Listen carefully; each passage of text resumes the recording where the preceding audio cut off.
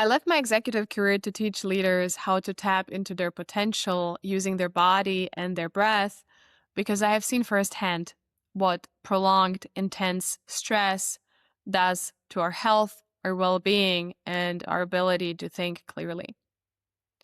I've also seen how much of our creative potential stays locked away and how far we drift from who we really are when we operate from unmanaged stress. Discovering the power of breath was a life-changing moment for me. It helped me soften the impact of stress on my emotions and my thinking more effectively than anything else I've tried. And more than that, over time, it helped me expand my cognitive and creative capacity far beyond what I thought was possible. Before I became a breath coach for leaders, I spent about 15 years building technology startups. So I know the reality of managing fast scaling companies from the inside. And watching myself and other leaders when the pressure spiked, I kept noticing the same pattern emerging. Brilliant people making surprisingly bad, short sighted decisions. Good people behaving out of character. Trust, communication, and collaboration quietly eroding, obviously with detrimental effects on the company as well. And what's really striking to me is that this pattern is both predictable and preventable.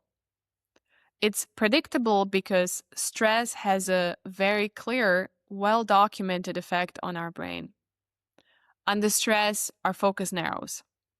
We literally get tunnel vision and lose sight of the bigger picture. Our perception of threat also ramps up. So we often overreact and get defensive. The emotional centers of the brain, like the amygdala, go into overdrive, which amplifies anxiety, irritability, and anger. Meanwhile, the prefrontal cortex, which is the part responsible for regulation, perspective, and good judgment, basically goes offline. Under stress, our thinking becomes more rigid. Our creativity drops and our working memory shrinks. Our sense of long-term risks fades, so we're more likely to make impulsive decisions. But this is to a large degree preventable because intentional breathing gives us direct influence over the autonomic nervous system. That's the part of our nervous system that runs in the background, controlling all of our physiology, including things like heart rate, blood pressure, and a lot of what's happening in the brain. The way the system is operating in any given moment largely determines how you feel, how you think, how you react, and also how you perform. You can think of it as having two main branches. The sympathetic system, the gas pedal, that mobilizes you for action.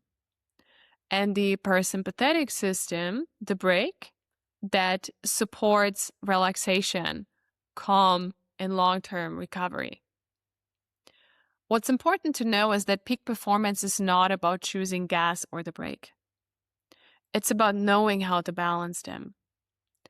Performance actually follows an inverted U-curve in relation to nervous system arousal. So with too little activation, you're flat and unfocused.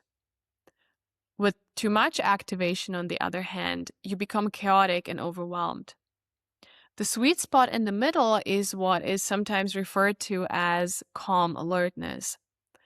This is where you're switched on, but not chaotic, and you're calm, but not lethargic. In the state of calm alertness, you have access to flow, to your best cognitive and creative abilities, your intuition, and your deeper wisdom. That's where we are at our most brilliant. But in our modern lives, especially as leaders, we're constantly being yanked out of that zone and thrown into sympathetic overdrive, which is the classic fight or flight state where the gas pedal is kind of glued to the floor and the brake barely works. Now, whether that's a short burst or a chronic background hum, that state brings all of those negative effects on the brain I had just described. So the question is, how do we get out of this chaotic state? And ideally, how do we avoid getting stuck there in the first place? The tricky part is that the autonomic nervous system usually runs outside of our conscious control. So you can't just decide to change your heart rate by thinking about it. Breath is the exception. You can decide to change your breathing pattern. And when you do, that change ripples through the entire system. When you regulate your breath, your heart rate follows, your blood pressure can drop, your heart rate variability improves, and your mind begins to settle. Because all of these systems in the autonomic nervous system are tightly interconnected. And this isn't an abstract, esoteric, woo-woo thing. It's straightforward biomechanics and biochemistry that's reasonably well mapped. Intentional breathing is one of the most effective levers to push your nervous system out of sympathetic overdrive. So you can think of breath as a kind of a backdoor into the autonomic nervous system, a bridge between your conscious mind and your physiology. And it gives you real agency over your internal state. What's particularly awesome is that you don't need an hour to feel it. With the structured breathing pattern, you can effectively shift your state within just a few minutes.